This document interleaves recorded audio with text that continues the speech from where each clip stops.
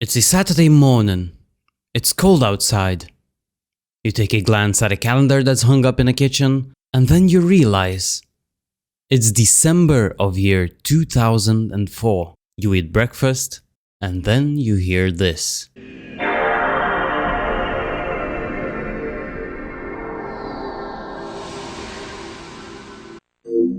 That's kind of a feeling I haven't felt in over 20 years, and I think that's the same case for you as well. So, today I plan to beat Ratchet and Clank up your arsenal with nothing but N60 Storm.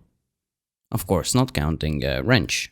I'd like to take a moment. If you enjoy my content, consider subscribing. It really helps out. Thank you. Anyways, let's get back to the video. We begin our journey by watching Ratchet getting his cheeks clapped on Space Chess. And after that, he gets himself clowned on TV, where he changes the channel and sees that his home planet is getting attacked by an alien race called Tyrannoids. So, we get there and it's time to defend the planet. Of course by using only Wrench, but let me tell you, I am no speedrunning or challenger material, so no surprise that I have no clue on how to get past the first Tyrannoid ship. Until I found out that I need to stand in range for it to attack me and wait until my ranger friends destroy it. After that, everything else was business as usual, until the very last ship, where I had to look up wrench-only tactics to find out how to get past it. So, one cheeky tactic and a dick joke later, and we're off to planet Florana in search of mysterious superhero.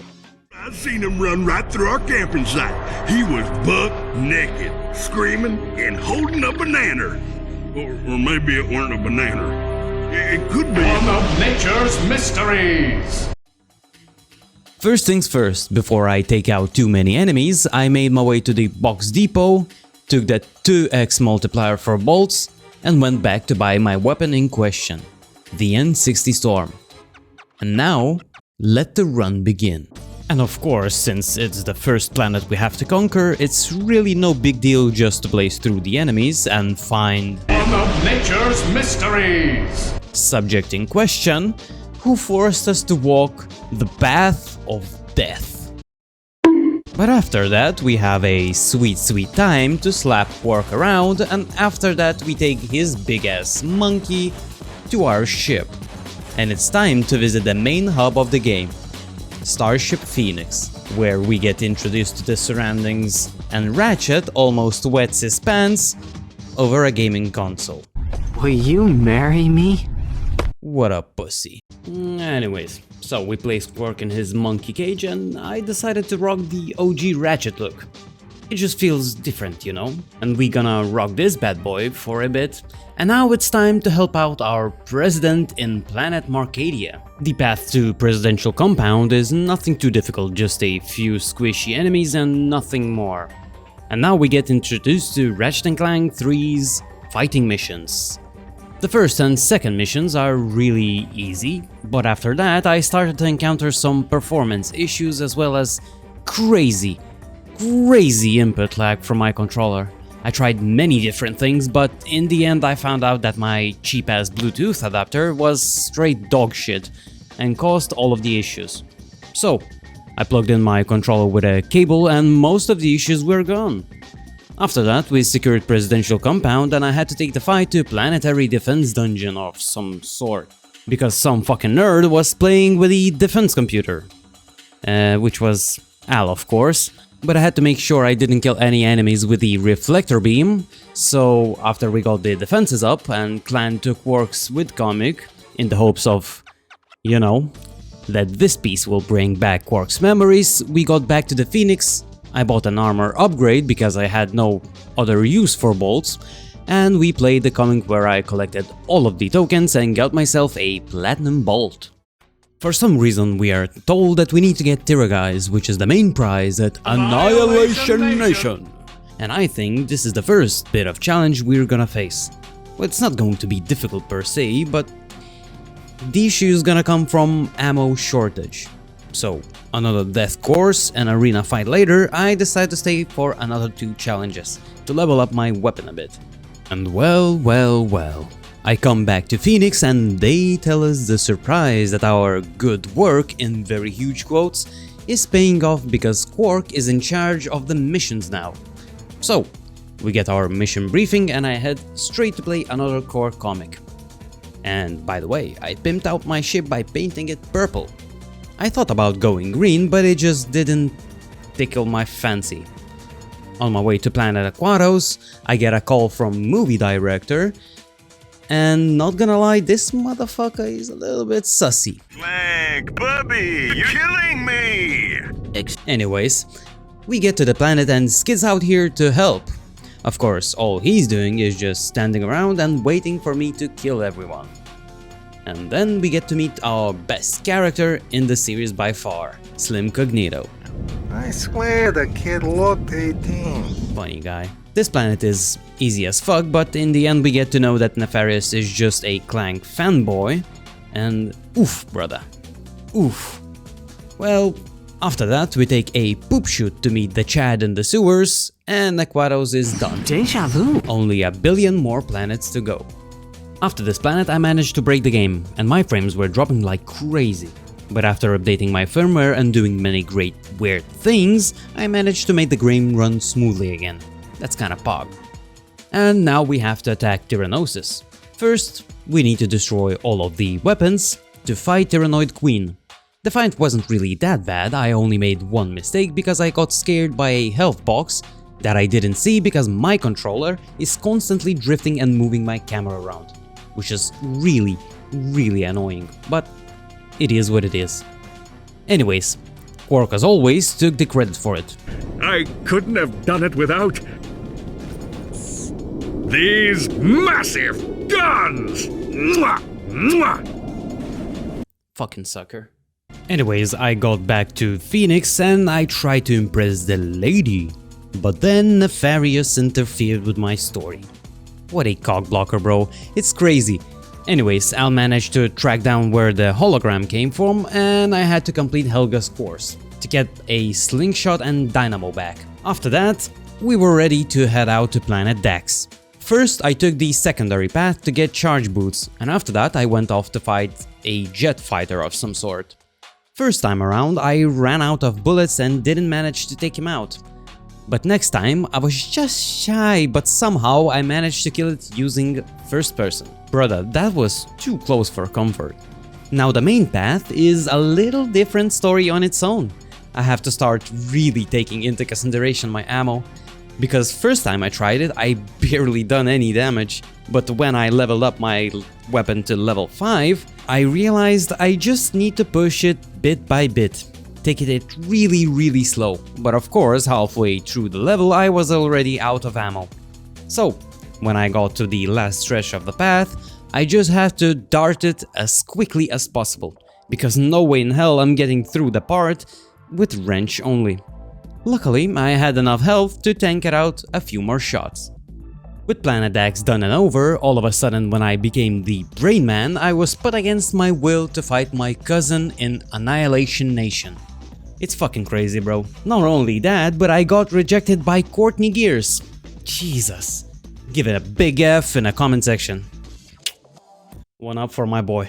After that, we have to travel to Abani Moons. Those were really easy, and at the end of the moon section, we had to travel to Blackwater City to help out our rangers to fight off Tyrannoids. Honestly, I didn't expect the first fight to be so fucking hard, but there was quite few enemies left and I was already without any ammo and 1 health left. It was really too close for comfort. But the rest of the missions were easy though. I got myself a pair of gravity boots and now we have to film a movie where Ratchet got himself fired. So, it's up to Clank to do all the scenes, and to be honest, I remember Giant Client fight being a little bit harder than it was. That's interesting. Solo Ratchet section was really easy as well, and in the end we got to meet fake Clank, and we get to see Skid getting kidnapped, and we have to save him.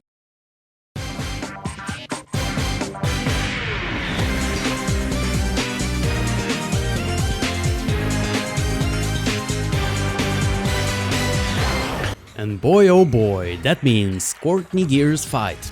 She is one of the first bosses, but well, I really struggled even with her. After quite a few tries, I got down the mechanics, but I still had to rely on wrench in the end because there's not enough ammo boxes to last the whole fight. So 20 minutes of fighting later, we take her down and now we're off to Nefarious' ship to infiltrate it. In quotation marks, by the way. I didn't expect it, but it was quite good with my ammo and I managed to easily get the Bolt Grabber V2, and now we witness Quark's secret in the worst way possible. It was mating season. How could I have known she was your sister? How long have you two been standing there? Too long. After witnessing this, we had to skillfully push through the main part of the ship to meet Nefarious head to head. And of course they knew we're coming and he initiated a self-destruct sequence. And well, Quark sacrificed himself for literally no fucking reason. Let's take a moment to honor this two-faced prick who did absolutely nothing good for anybody other than himself. Rest in pepperoni. Now we travel back to Phoenix and watch the best cutscene in the entire series. What a load of bullshit. Well, ladies and gentlemen, welcome to the endgame. Which means we are going to get thrown like a piece of meat into the grinder. It's time to go back to our beloved Metropolis. But this time around, we need to buckle up and live through the mental breakdown we're about to witness. No joke. This planet took me just under an hour and a half to complete fully, because Nefarious changed all of the enemies into robots. And we need to get to him before he leaves the planet. And let me tell you, I did every possible cheese tactic that I knew. I was killing 2 enemies and going back to vendor to top up my ammo like 20 times throughout the push. And in the end we have to kill Clank. Of course, we witnessed this piece of art before that.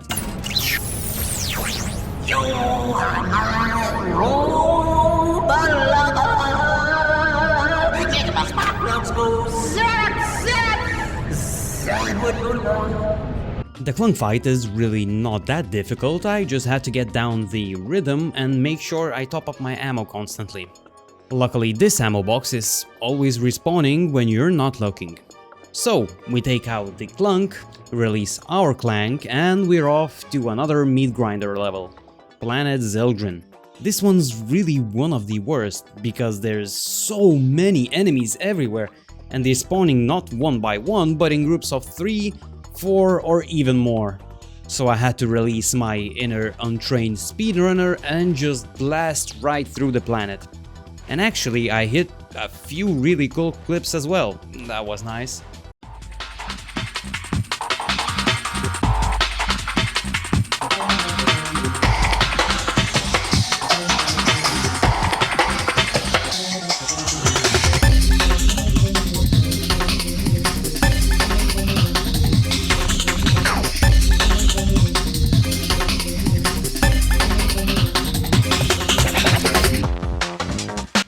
After I failed once right at the last part, we get to find out that Quark's actually alive and well. This sucker just can't die. So we retrieve some kind of a data disk, and now we have to help out our buddies at planet Iridia, where we achieve of some kind of a teleporter glove, which is literally used twice in a single planet. So we head back to Starship Phoenix and get a secret vidcomic, narrated by Slim himself. This is the true story that Captain Quark hoped you would never see. The unauthorized, uncensored, and utterly unbelievable missing chapter of the Quark comic series. Viewer discretion is advised. We get to find out that Quark has a secret base on some kind of a asteroid belt. So we travel to the hideout, and first things first, I need to take a secondary path to get myself a PDA for 250 fucking thousand bolts. What a fucking ripoff. Anyways, then I actually tried to get through the defenses by fighting, and when that didn't work out, I had the trial and error method by using charge boots and blasting right through the enemies. And right at the end I had a quite interesting situation. So anyways, we get back to Quark and tell him that he's a bitch and we leave. Literally all that for nothing. Jesus. And since we're in middle of nowhere, the Starship Phoenix gets attacked. And let me just show you how fucking retarded it is to fight endgame enemies.